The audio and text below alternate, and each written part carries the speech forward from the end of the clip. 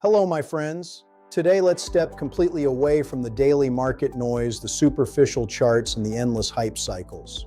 We need to look deeper. We need to understand the structural shifts where global institutional money is quietly establishing its new foundations. As always, this isn't financial advice. We are just sitting down, having a coffee, and tracking the facts together.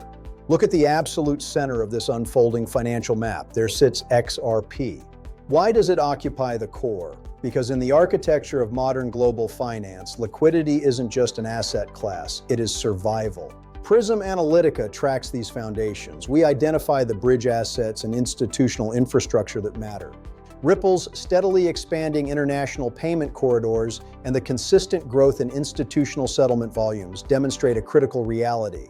XRP is being positioned as the literal financial oxygen for cross-border banking. When legacy banking rails clog or face friction, this liquidity framework allows the entire global transmission system to breathe. But this financial oxygen doesn't operate in isolation. It triggers a profound interconnected network synergy.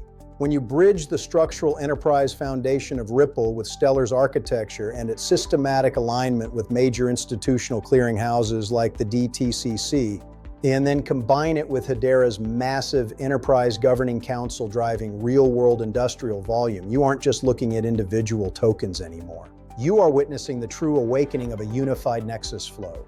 This is where separate digital networks lock together to form a single massive, unstoppable pipeline for institutional capital.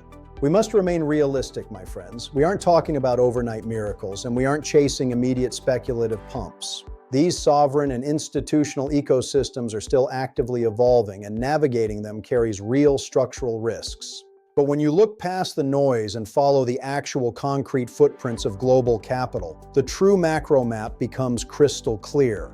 How do you see this financial oxygen network rewriting the rules of the game? Let's open up the discussion in the comments below. Take care, and I will see you in our next deep dive into global capital.